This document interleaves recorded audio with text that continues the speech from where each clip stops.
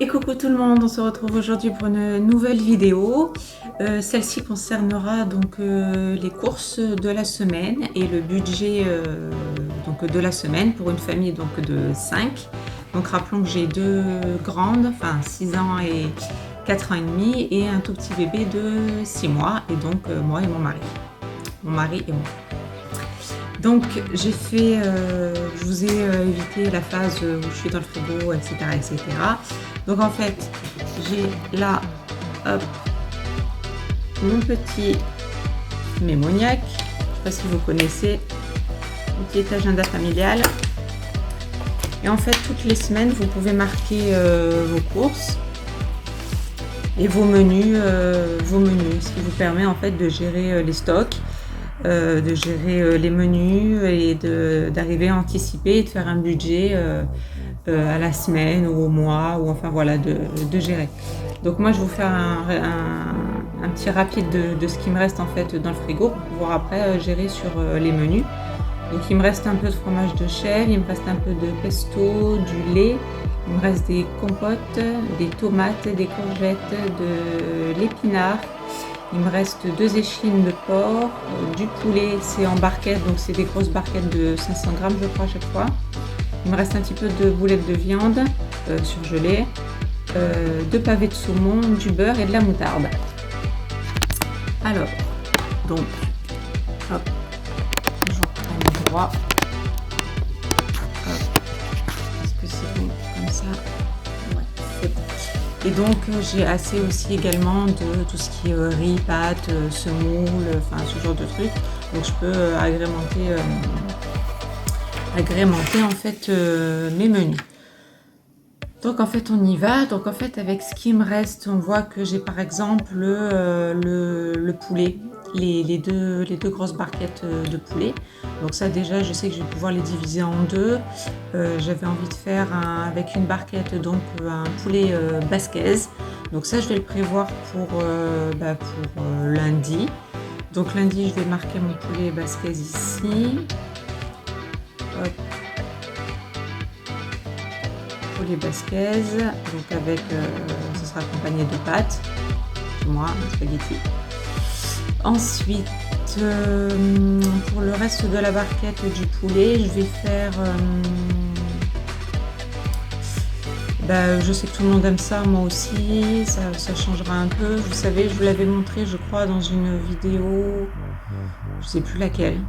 Mais enfin, c'est des poulets genre un petit peu à la façon, comment on appelle ça, KFC, vous savez, trempés dans des... moi je le fais tremper dans les cornflakes, vous savez, avec l'œuf, la farine, tout ça.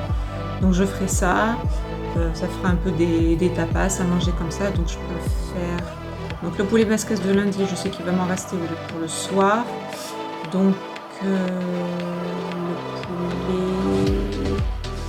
le poulet cajun, j'appelle ça poulet cajun. Je peux le faire mercredi par exemple. Poulet cajun pour pas que ce soit trop redondant non plus. Je sais pas, voilà, poulet cajun, l'accompagnement on verra. Ce sera des légumes c'est sûr, mais lesquels je sais pas trop. Je verrai avec les courses de toute façon, avec le retour de course que je vous ferai. Mardi, on va faire, j'ai les pavés de saumon, donc je vais faire un pavé de saumon, et ça sera accompagné donc de, vous vous rappelez, je vous ai dit qu'il me restait de l'épinard, donc gratin d'épinards. Hop, ça c'est fait. Bon, poulet cajun du mercredi. Le jeudi,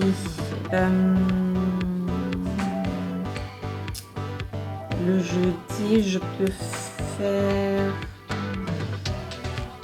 qu'est-ce qu'il me reste? C'était les boulettes. Les boulettes de viande. Donc on va faire boulettes de viande.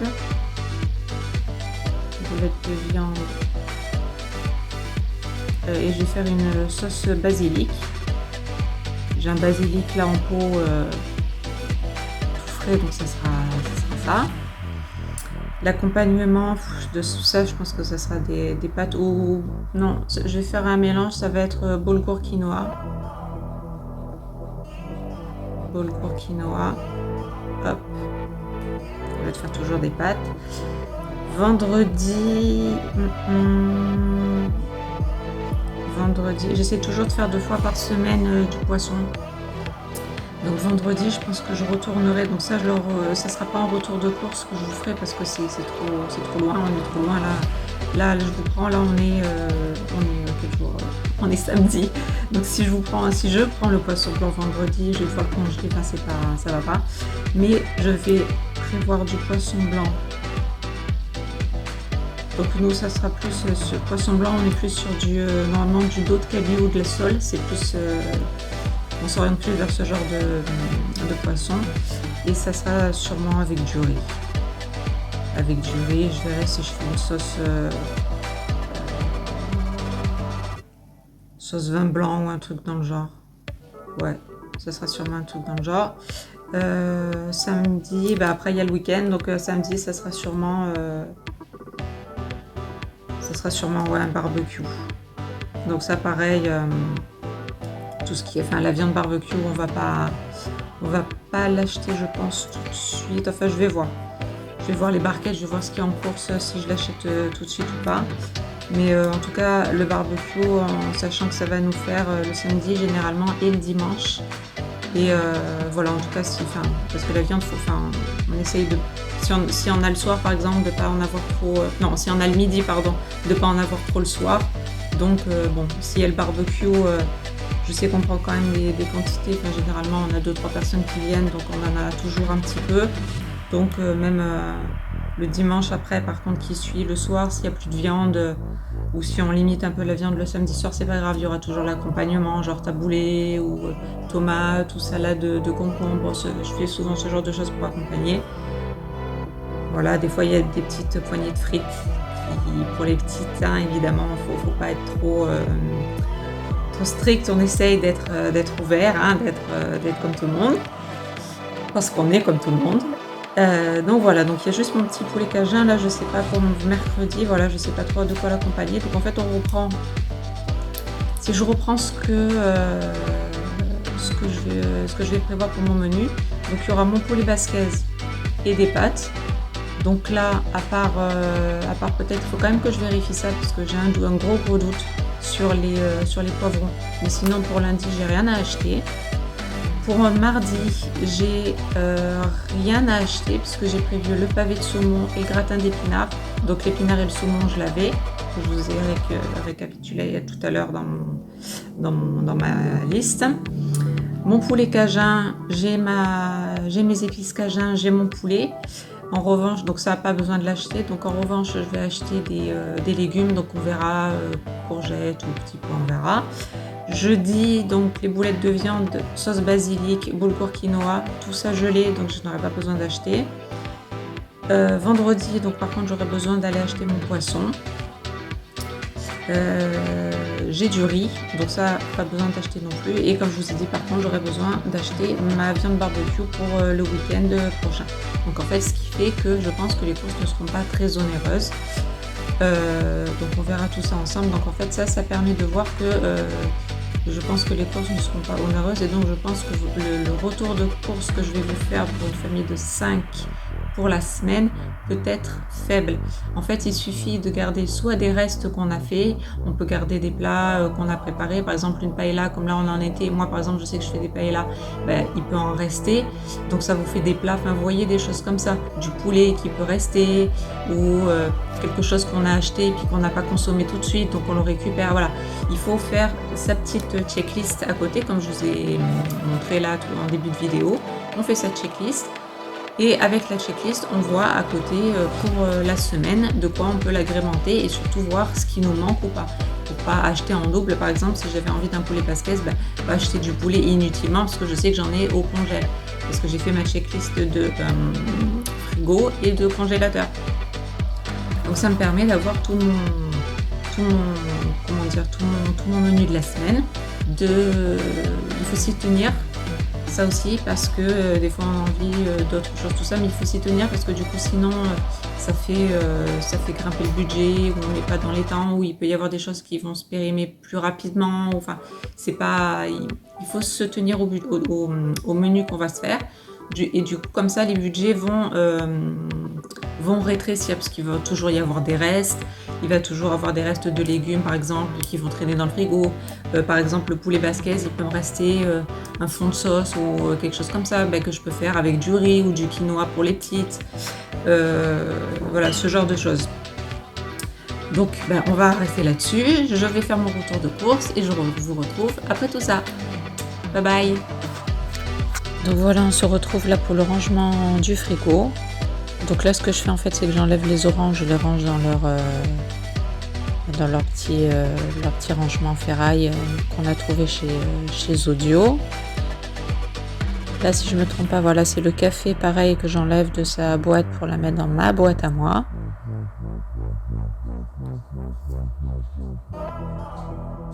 Là, on passe sur l'avoine, pareil, que je range dans mes bocaux en verre pour éviter de garder tout ce qui vient du magasin.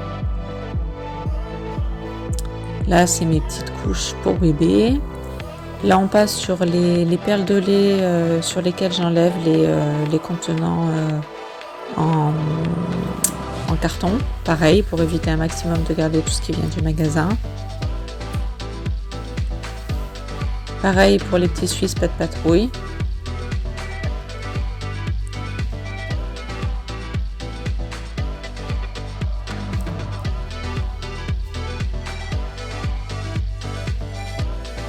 Là pareil, même façon de procéder, j'enlève les pommes de leur contenant. Là ce sont les kiwis. Les pêches, je les garde au frais parce que ça s'abîme plus rapidement que le reste. Là je rajoute mes petites bananes.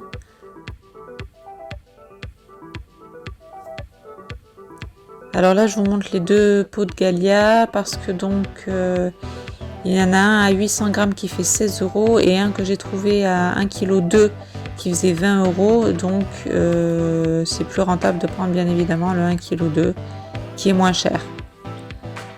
Ensuite là donc on passe aux fruits. Donc les fruits tout simplement je les fais tremper dans de l'eau et du vinaigre blanc pour les nettoyer de toutes les bactéries.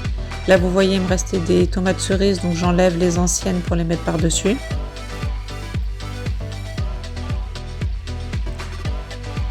Pareil pour les fraises, je les écoute. Je vais également les plonger dans de l'eau et du vinaigre blanc pour enlever toutes les impuretés, les pesticides au maximum, même si on sait que le fruit boit tout ça, mais bon, on fait ce qu'on peut avec ce qu'on a.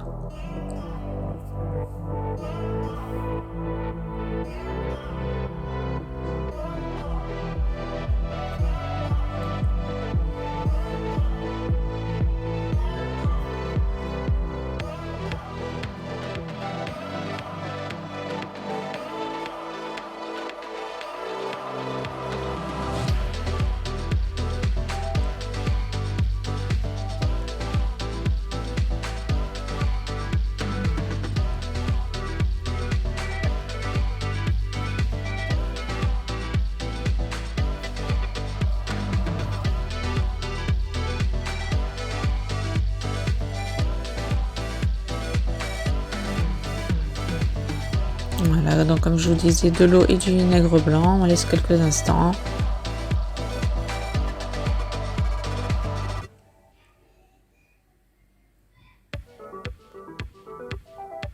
On récupère, on essuie, on prend un contenant plus grand, là évidemment, et on range au frais.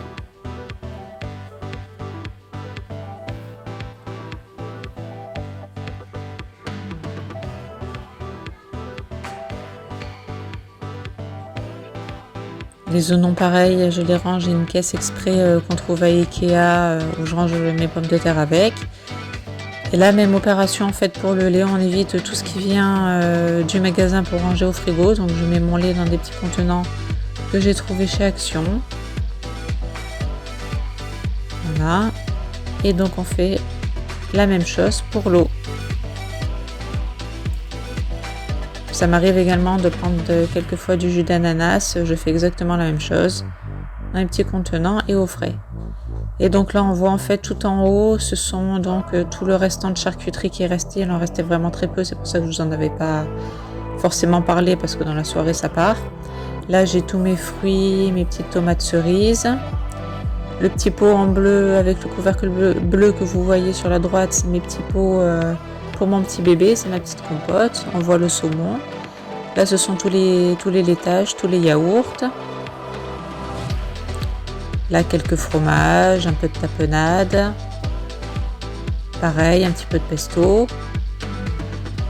Là il me restait donc un tube de mayonnaise.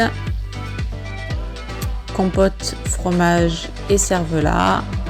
Le beurre, fromage râpé, petit coraya et tous mes légumes.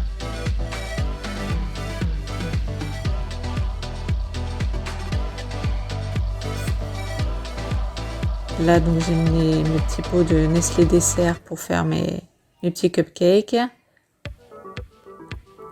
Et là on passe sur mes contenants en fait en sec pour vous montrer vite fait ce qui me restait. Donc on voit qu'il me reste largement du riz, des pâtes chinoises, etc.